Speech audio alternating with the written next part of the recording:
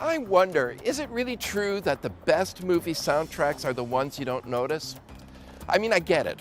A good movie soundtrack is one that sort of works into your subconscious and enhances a film rather than takes it over. But surely there are some movie soundtracks that are worth listening to. I mean, if you saw the recent movie, The Witch, probably the most talked about soundtrack out right now, you know what I mean. Well, tonight we're going to sit down and talk to a composer. He has composed over 60 movie soundtracks, and The Witch is one of them. In a few moments, we're going to sit down with Mark Korven. I'm Thom Ernst, and this is Making Movies, the Canadian way.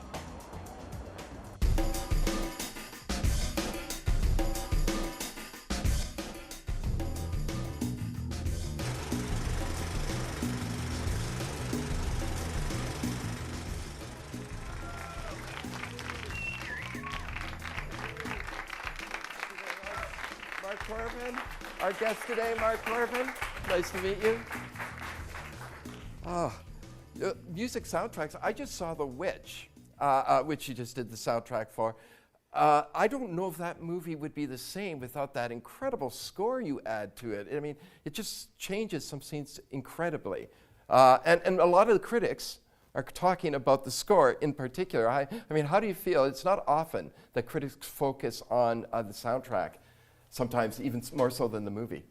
No, it was actually quite a surprise because, I mean, for me, the music score that I did was largely improvised, whereas I'd have a personal bias, I think, whereas because I've been a composer for a long time, I think of a score as something that has to be carefully composed and melody has to be right, harmony has to be just right. But this is a very freewheeling score that was meant to be only strictly supportive of the film and the drama within the film itself.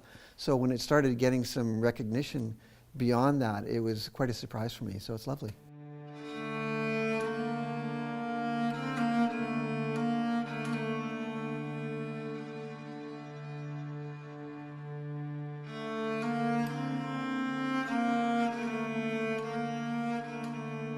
There is a sort of a theory going around, or I think it's probably something you hear about every composer of the music in the film, is that a good movie soundtrack is one that you don't hear or don't notice. Now, that said, where would we be without the soundtrack from The Third Man, Chariots of Fire, Jaws, Indiana Jones? I mean, is that necessarily true, that a good soundtrack is one we don't hear?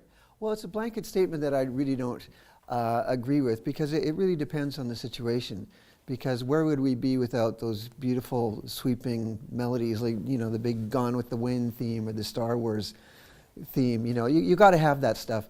But most of what I do and most other composers do is supportive background music. That's our bread and butter, meat and potatoes. That's where we spend most of our time. We think of it like this: the dialogue is the melody, and the music is the background harmony. We're always supporting the words. We're behind the scenes all the time. and then sometimes, but then there's silence too. And if you talk to any composer, they talk about composing the silence. And does that occur as well in filmmaking? Oh, absolutely. What happens a lot in what I see is you'll have an insecure director, and they show me their film, and there's wall-to-wall music right through the whole thing, and it's like, you know, how can I miss you if you never go away? You know, music is always there. And you never get a chance to have that stirring moment of when the music enters. Yeah. You know, so having those spaces is completely invaluable. Like having, let's say, the first half of the movie with no music at all, and then the music cue comes in totally the right place, it can just lift the whole film. So absolutely, playing with silence, really important. And there's some movies that just have the music score coming through the radio. That's the only time you'll hear the music. And other parts, there's silence, etc. Those moments are scored as well, but it's a different type of scoring for the film. And I'm wondering if that is something you would even do, even consider, if you think that works in a film, or does it absolutely have to have those moments that you're talking about, those sweeping moments? Oh, well, usually I'm not involved with what I typically call source music. Source music is where there's an on-screen source of the music, like car radio or a band playing or something like that. Usually I'm not involved with that. I'd like to be more involved than I am, because typically the film arrives with that already on it. You know, and sometimes I wish the directors would go, "What do you think of this piece? Does this work for you?" You know, I'd like ask the music expert what they think of the pieces that they've chosen, but usually I'm not involved in that choice. But can you be? I mean, can you sort of say this isn't working? This really, I mean, are you allowed to have that voice? Probably a good idea to keep your mouth shut about it if Yeah. they've already bought the piece of music.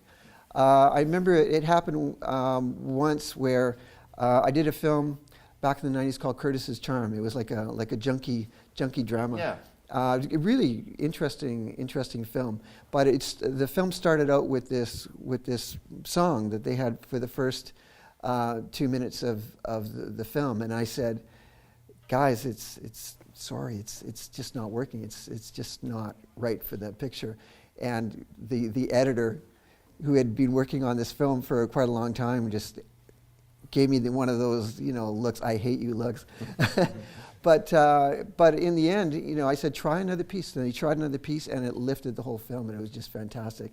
And by the way, I'm best friends with the editor today, so it all worked out. Oh, that worked out. Yeah. That was good. When you want to get into composing music for movies, Yeah. okay, which is it first? A music degree, you're interested in music, you get the music degree, or you're interested in cinema and you want to contribute to that, so you get the film degree?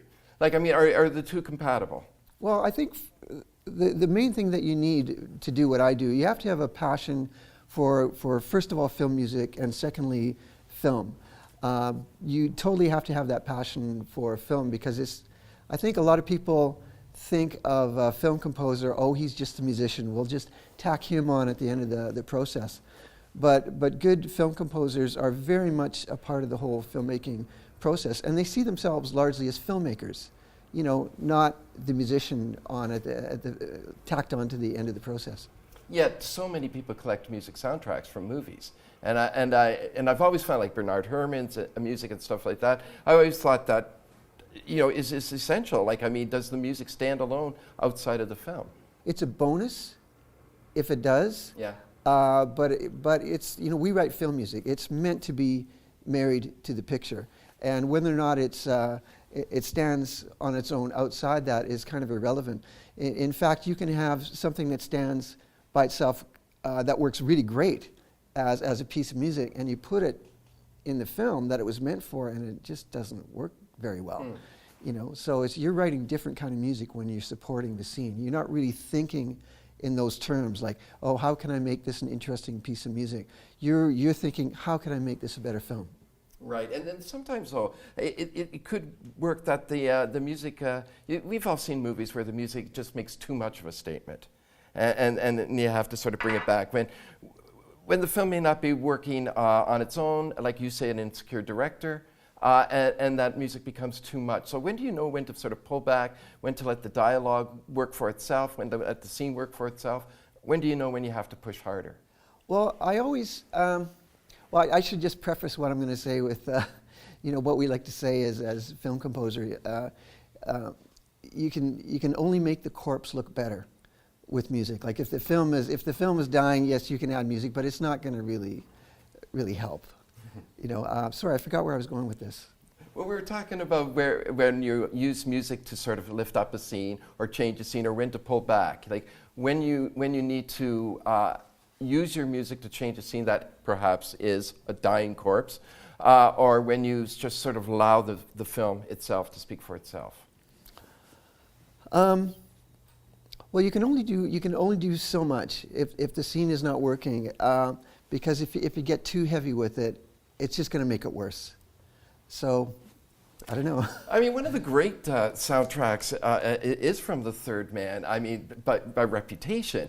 Yet I must confess that I find that the soundtrack very distracting for the movie. And yet sometimes, and it's just repetitive. Do you know the film and the music? I know the film. You would almost have to if you're a composer. Yeah. I mean, isn't that one of the great, supposedly, music scores in cinema? Well, probably a lot of film composers are going to hate me for saying this, but it was not something that I didn't really enjoy that score. I didn't think it was totally appropriate for the film. They're gonna, I'm with you. They're going to hate I'm me for with that. you. But no, I just found it a really perky, fun, up-tempo score for a very dark film. Best friend I ever had. So you're going to find me the real criminal. Sounds like one of your stories. I get the idea of playing against that with music, but it felt like it wasn't really married with the film. It felt like there was this music created outside it, and they just threw it over top of the film. So I'm one of the very few who probably is not a big fan of that score. I've always been sort of surprised. And what was it called? The Zephyr? Was that the instrument that they used, or something of that nature? Yeah, I'm not sure, but yeah, it's like a hammer dulcimer. Yeah, thing, yes, yeah. Exactly. And if you go to Budapest and Vienna and you see it, they have a great museum to it with the actual instrument. Yeah. But then, on the other hand, you get a film like Jaws, where the soundtrack may have, when we're talking about what could have been a dead corpse, Jaws, that soundtrack may have saved that film. Well, I think it would have been pretty good without it, You think? but certainly the score like lifted it immeasurably. Well, and then the fact that you couldn't see the character, the creature, and then just the music sort of came beforehand. It became sort of like one of those great sort of moments in cinema and music as well. Well, wouldn't it be interesting to see that film without any score at all? Like, how would you react? My guess is it wouldn't be that interesting. My guess would be we'd go, I don't know. You wouldn't know the shark's coming. You didn't see it. Like I mean, this is a good point of just how instrumental, pardon the pun, the music is in a film. That it can really it really can change the very nature. But sometimes the silence can be very powerful too. So I'd love to see Jaws with no music. And once you get used to no score, I bet there'd be a lot of tension and suspense in that silence. So I have a composer on the show that's telling me that there should be no music. Don't in hire this me. particular. You started interesting enough with Patricia Rozema's film. I Heard the Mermaid Singing, which was a huge hit at Cannes. It just sort of like nobody saw this one coming, and did very well. How did that relationship start? It was a total fluke. Actually, it was the first film that I was involved with. I was working on. I used to be like a left of center quirky pop singer-songwriter person, and I was working on an album, and the producer for the album, John Switzer, was friends with Patricia when she was just starting this film, and so unbeknownst to me, he snuck some of the bed tracks, the tracks without vocals, and he gave it to her, and she cut it into her film and said, that's working pretty good. Would you like to do the score? So I said, what the heck, I have no idea what I'm doing, but sure, I'll give it a try. And then it wound up going to Cannes and winning one of the prizes there. Yes, so it did, yeah. we were all just, holy geez, what happened? Did you go to Cannes with her? No. I would have. I regret it now, certainly. Yeah. Well, so you were in a band before this, then? Yeah, it was my own band. Yeah. And what was it called? It was called Mark Korven. Catchily Imagine enough. that. Yeah. What were some of the bands that were happening at the time then that might have influenced you? That you were working with, like when you say office, what did you call it? Office center. Like left of center. Left of center pop. So yeah. we're So talking like Scott Merritt or Gene Siberry, people like that. Right. Who also I think they were actually on. We were all on the same label at the time, actually. Scott was and Jane was. We were. Because John was producing both of them at the time. Right. That's right. Yeah. That's right. I remember the time. Yeah. So what about film composers at the time? You already decided that you didn't think the third man composer was working. Sorry. So what other, that's okay. I didn't think it did either. What other composers were working at the time? Like was Bernard Herrmann still the guy to look to? You know, I don't know. I was totally oblivious. I was like a pop singer-songwriter at the time, so I knew nothing about film music. Like I said, it was a complete fluke, and it wasn't till the years went by that I started learning more about the history of film music and started learning more about the process and about crafting of film and all that. So that all came later. So when the first film's a fluke, what's the second film like? Because now people think, oh, you know what to do, you know the format, when in fact it was a fluke and now you have to learn it. And you said you started learning film history, etc. So how difficult was the second film then to score?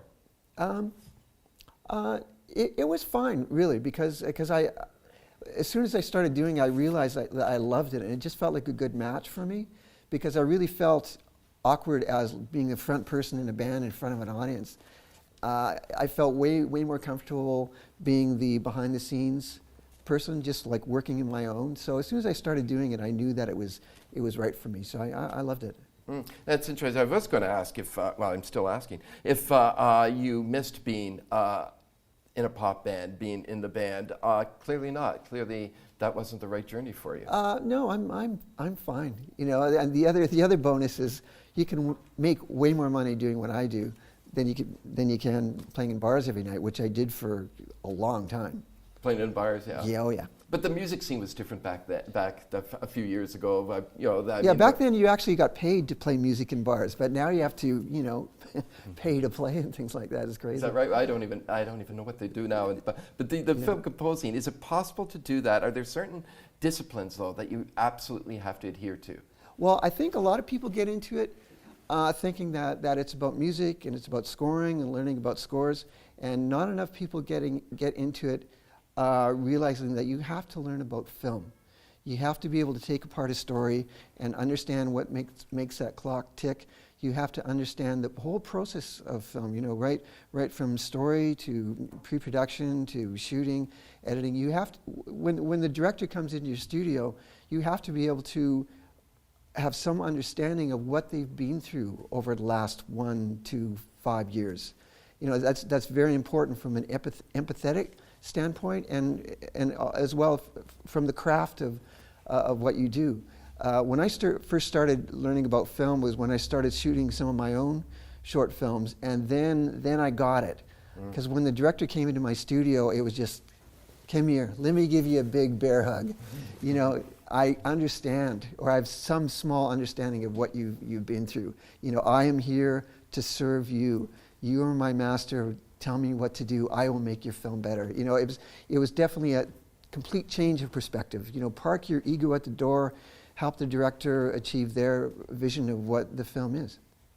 But so when you're talking about the vision, and you're talking also about the journey of the director, the filmmaker himself, not just the story. So I mean, you can't really start developing an idea of the music by reading the script. You actually have to talk to the director. You have to see the film. Yeah, you can't really make it. You can't make any musical choices based on a script. Certainly, you know, you have to have, number one, full understanding of the story. You have to know what's underneath, all the subtext and all that. So that's the first thing I try to do: have complete understanding, and then I can start talking about musical ideas. So you can't think of it like a musician. You know, you have to think of it like a filmmaker. Okay, so there are some filmmakers that come to a composer with what do they call it? A temp? Yeah, temp score. Yeah. A temp score. Yeah, so that stands for temporary score. Yes. Yeah. And do some people, some composers I've spoken to really dislike a temp score. That they don't want to be told what direction to go. They don't want to have a different tune in their head already. They want to be able to create that tune. Yeah, you know, that's a very big subject. When I first started scoring films, like way back in the horse and buggy days, they didn't have movies then. Well, they would cut. I don't know if you were around then, but they used to cut films on these big Steenbeck machines. Yeah. You know, it was all reel to reel. So it was like, oh, we should throw some music in here. It was like, oh, okay, now we got to go over to the bin and, you know, reach into the bin and get the magnetic tape and throw it on there and, you know, do all the things with the razor blades and all that. And now it's like, oh, we're in Pro Tools or, you know, Final Cut Pro, whatever, just drag that file, boom, there, got a temp score. It's like so easy. So what's happened is everything that comes to me nowadays has a temp score in it. And what that has led to is the editors who want to sell their final edit of the film, they got to have that temp score in there because that helps them get everyone to sign off on their edit, you know, because if the music can really make that film work, it can really hold things together. So basically, almost no editors cut without music at all. The music is always there. That's interesting because I've heard from a lot of other composers that's not always the case, but that would have been then, and now it's a lot different. Now you could sort of change it at will. You know, I mean, it's an easier process then. You don't have to have well, that it's locked in. because it's so effortless. It's always there. But just getting back to your original question, it's very much a double-edged sword. The basic rule of thumb is if they've been listening to the temp score, the longer the director and editor have been listening to the temp score, the harder it is for you to pry that temp score out of their cold, dead fingers. You know, so that sometimes if a film arrives and it's like, so how long has this temp score been in? 6 months? And it's like, okay, I think you're going to have to find someone else for this film. It can be that bad, especially if it's a bad temp score. That can be really terrible because trying to get them to change their opinion, it can be really hard. Sometimes if it's a good temp score, that can be really hard too. Like I said, double-edged sword. So if a good temp score is on the film, you know, that can be really inspiring. It can take you in new ways. But the bad side of it is you never get a chance to let your imagination just roam wild. And what could this score possibly be? You never get that chance. Like I said, that I never get that chance anymore, so I miss that. In the case of The Witch, it had a complete, fully developed temp score that was quite good. So my job became, okay, how can I get them to push beyond this and develop those ideas a little further?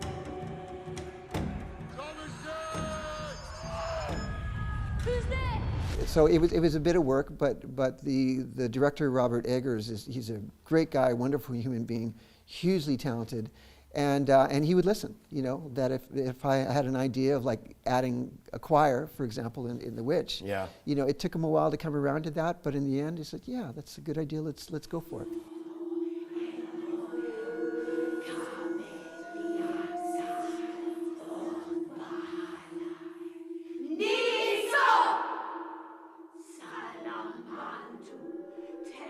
How do you build that trust? Because obviously it is based on trust. Well, he basically moved into my house for. Basically, or did? Well, basically, I mean, he would show up first thing in the morning and then work right through the whole day, and then we'd have dinner and then come back at night and we'd keep working, you know, which is really unusual. Usually, it's you do a music meeting for a few hours, then come back the week later, you playbacks, notes, things like that. But with Rob, he's so hands-on with every part of the whole process, right down to the period authentic buttons on the costumes, you know, the tools that they built, you know, the cabins and carved at the wooden shingles. They all had to be period tools that they made these shingles with, and that went right through the whole process. He was there like 100%. So when it says it's a Robert Eggers film at the beginning of the film, it is a Robert Eggers film. You know, that hands-on, that could be good or bad too. Like, I mean, how many audience members will actually notice that that's actually a period piece of equipment there, and it or is that just there to sort of give the feel for the performers, and then maybe you even looking at it so that it becomes a subconscious thing? I think it's very much a subconscious thing. Yeah. People sense that authenticity, so it comes through in other ways, not in physical ways, but just an energy. Yeah. I think. That, you know, and that movie is sort of like renowned for being exact to the period, and that's part of the charm. No, the charm is not the right word for this movie. That certainly is part of the appeal of this film. Yeah. But then when it came down to doing the music, I mean, where did what happened to authenticity? I mean, what instruments could you use? What sounds couldn't you use? Well, there was rules. There was rules that Rob laid down when I first got together with him. No drums of any kind. He didn't want traditional strings like violins. There's no brass, no woodwinds. What's left? It had strings, but it couldn't be like traditional strings. So unfortunately, I played this medieval. It's a medieval keyed violin. People call it a cross between a typewriter and your grandpa's old fiddle. So you bow it with one hand and you key it with the other hand, and it goes clink, click, clack, clack, clack while you're bowing. As soon as Rob heard that film, he's like, "You're the man. You're the guy wanting the score. I love that instrument. It's going to be the backbone of the score."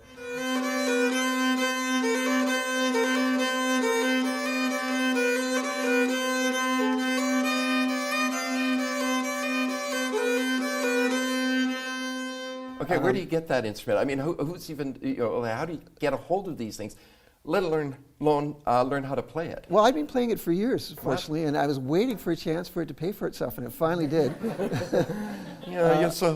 But it comes from originally from Sweden. It first signs of it were around 1350 or so. It was developed around the same time as the hurdy-gurdy, which is a similar sort of thing, but with a crank, which we also had on the film. Wow. And then we also had a waterphone. Do you know what a waterphone is? I do not know. Okay. Anyone know what a waterphone is? No? Waterphone is like two steel serving trays, and they're welded together. And then they have brass rods going around the circumference of it. And you take this big-ass bow, and you blow the rods, and it goes... sort of makes sounds like this. And then you have water inside it that slooshes around while you play it. So it goes...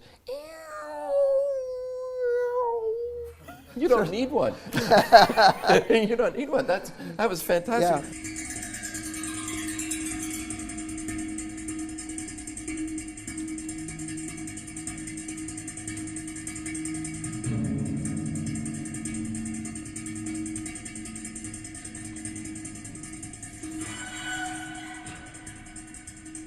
I could understand why maybe you moved on from being a pop band, because I don't think there was a lot of room for these instruments in a pop band. No. I mean, I have a very limited attention span, which is the reason why I got into a lot of these instruments, because I just got bored with, guitar, piano, drums. I wanted to keep my ears entertained with other sounds, like, the waterphone and the nickel harpa, and, I play like the Duke and all these weird world instruments that I just adore. So how do you get these? Again, I asked that question already, but I mean, do you actually go out and look for something new? Do you think you've pretty much found every instrument that's out there, or there's still sort of musical sounds that you haven't touched yet? Or haven't heard yet? I have a lot of instruments myself. Like if you come to my studio, it's like a music museum. There's like instruments all over the place. But in the case of the nickel harpa, it's a Swedish instrument that was developed, I think, originally in Gotland. So it's from Sweden, actually. It was built by a Swedish maker. That's where they make them. And they still make them? They still make them. And in fact, they're quite popular in Sweden. Who would have thought? Very popular traditional instrument there. So then there's also a lot of exploration into folk music then, too, of different eras and different countries to sort of uncover these instruments and uncover these sounds. There are a lot of merging of different sounds that aren't necessarily traditionally North American that would work well in a film, even if it's a North American film or a straight-up narrative. Yeah, for me, not so much North American. A lot of the instruments that I find work best for films are instruments where you can't really place where it's from. And the nickel harp is a really good example of that, because people hear it and they think medieval, they think Middle Ages when they hear it, but no one goes fade, and they just don't hear it in that way. And same thing with a reed instrument that I play called the Duke, which is from Armenia, but people, when they hear it, they don't think Armenia. They think sort of vaguely Middle East, sort of. Right. And that sort of thing works best in film. Unless you're doing something set in Armenia, then great. But what I like is instruments that can fit in more than one specific geographic area that a story is set. How many films have you scored now? So it's quite a few. Feature films, probably about 14 or so, and a lot of feature-length documentaries as well. Right, an excellent documentary that's out right now. I think it's Patrick Reed's film and Michelle. Yeah, Guantanamo's Child. Yeah. Guantanamo's Child. Yeah, I just saw that up at the Omar Khader. There you're doing a documentary. That's got to be completely different than having to do a narrative film that's fictional. A documentary. Now what sounds do you have to get in? I imagine, I suppose. Well, I mean, that was sort of a bizarre situation, actually. Because what happened in that film is the Temp Score was all my music, the whole Temp Score, which was great. But then they had to turn this thing around so quickly that I didn't have time to compose. So what you're hearing is 90% Temp Score.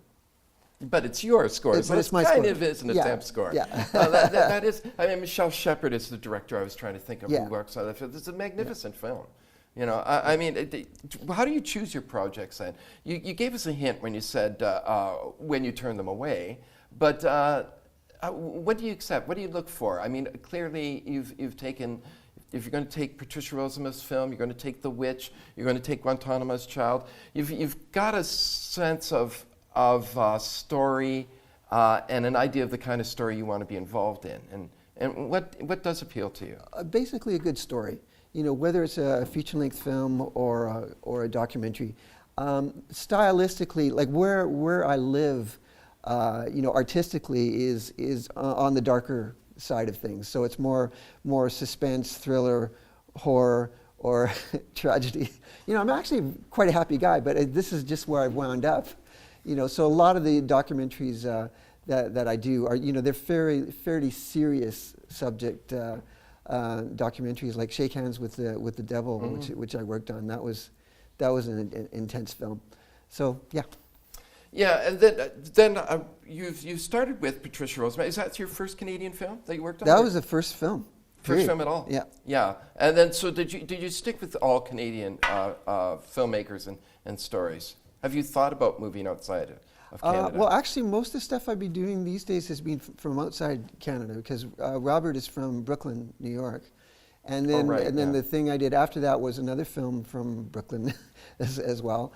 And I've been doing stuff from London, England. But I still work for White Pine. They did Guantanamo's Child and Shake Hands with the Devil. So I still work for them. But yeah, so I've gone international. And is there something about working with things? Is there a Canadian composer? Like I'm thinking of Michael Dana, of course, who won the Oscar for Life of Pi not too long ago. Him and his brother, both composers, living in Toronto. Yep. I mean, there does seem to be a lot of great composers in this city. Well, yeah. I mean, no one can slight, you know, Canadian composers after people like Howard Shore. Howard Shore. And Michael, you know, winning the Academy Award. Yeah, no, we're definitely serious contenders. You know? Yeah, Howard Shore won too, didn't he? For yeah, I think Lord of the Rings. Lord yeah. of the Rings, now I know Dana has packed up and went down to the States now. he kind of goes back and forth. Oh, does he? He still lives here? Yeah. What is it the draw to staying here in Toronto and not moving to LA? You'd have to ask him. I don't know. What's your draw? I mean, staying in Toronto, not moving to LA. Well, it's just I've been here for so long, and all my friends are here, my family's here, so yeah. And LA is it's a fun place to visit, but I don't know if I'd want to call it my home. Right. Yeah. What do composers do that are currently out there in Canadian? Hopefully, if not, that's fine. But that you find inspiring, that you think is doing really good work right now. Well, I love what Michael does. Yeah. Yeah. No, I mean there's too many to name actually. Really, I mean it's a big a group of people, like the it's community huge. is huge. Yeah, I'm part of the Composers Guild. It's it has probably about 350 working composers. So yeah, there's a lot of people. It's a huge community. It's a wonderful community. Very supportive of each other as well. So is there room for people who are getting into it now to want to be composers? Where's that job going to? Where is the technique going to? Because I mean, the way we're making movies is changing, and I assume that the way we're making the music for film is also changing. Yeah, it's very different. Like back in the earlier days, the director would come into the music meeting. You'd be there with your piano, and you go, okay, here's the cue. Woodwind's up here, bass is down here. The timpani does something like this, and the director's going to be nodding his head because they'll be able to hear it all, right? They have that musical imagination to be able to hear what that orchestra is going to sound like. That's all changed. So when the director arrives, they basically expect to hear the complete score, right there in your studio. And if it's not there, they're not happy because we have the technology now to create that. But the downside of that is the musical imagination of being able to hear music in your head. That's kind of going away. So directors can't hear it anymore. And composers are starting to lose that too. You know, not many composers write on piano. They usually write with all their electronic gear. And do they write with the idea of other people being in studio with them? Do they write with other musicians? Not necessarily with them, but with them in mind? Like when you did the score for The Witch, is it just you on the water phone? Or did you have other people?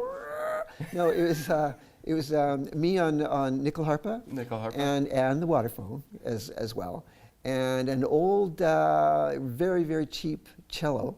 That because I couldn't use drums, I would bang it with my hands or take the wood side of the bow and slap it. That was my rhythm section, was just like abusing this cello. Let's see what else. We had Ben Grossman on hurdy-gurdy, and he also played this finished instrument called the yuhiku, which is this ancient 3-string gut instrument played with a bow. It was the witch sound. That sort of sound. And Catherine Hill, who did some of the vocals, and she played nickel harpa as well. She's a very fine nickel harpa player. And of course the Element Choir.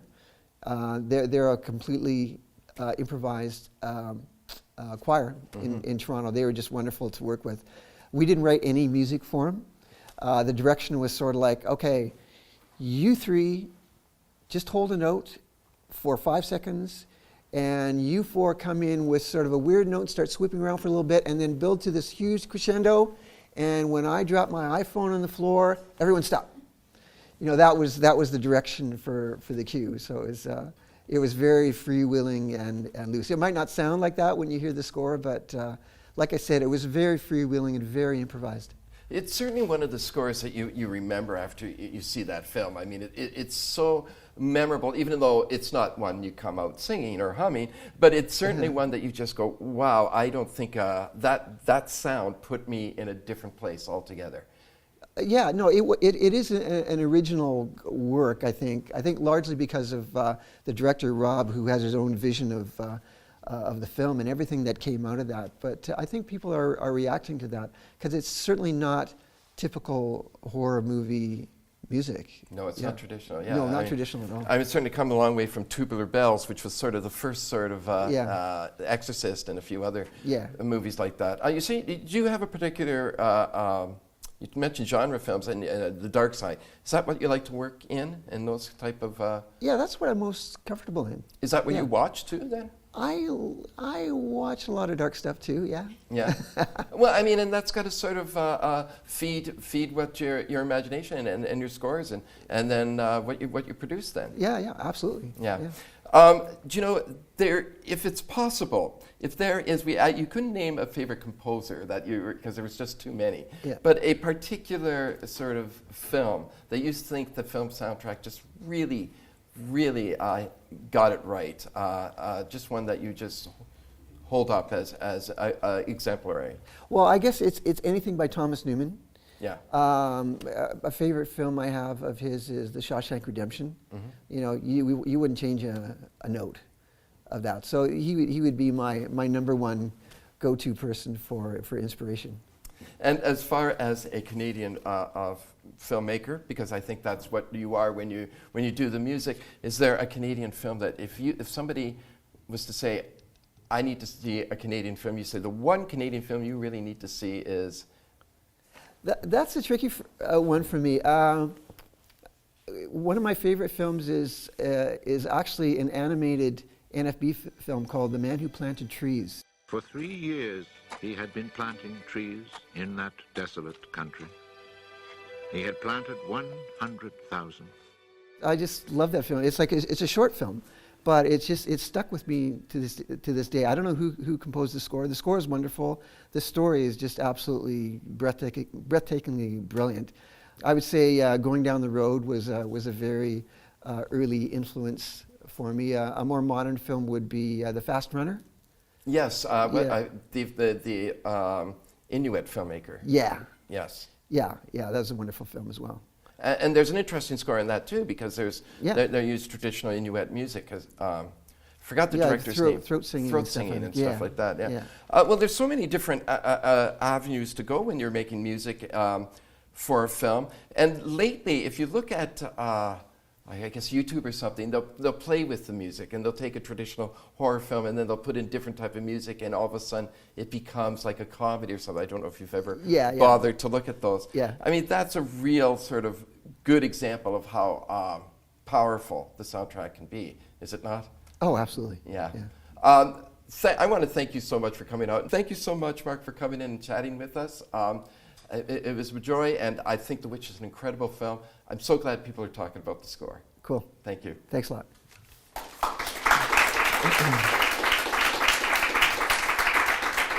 Yeah. And thank you for watching. And remember, if there's any question that I forgot to ask or you want me to ask and find out the answer to, just respond to the URL you see on the screen right now, or my Twitter feed, which is also on the screen. Thank you so much for watching. And remember, keep making movies. It is the Canadian thing to do. Thanks, Mark.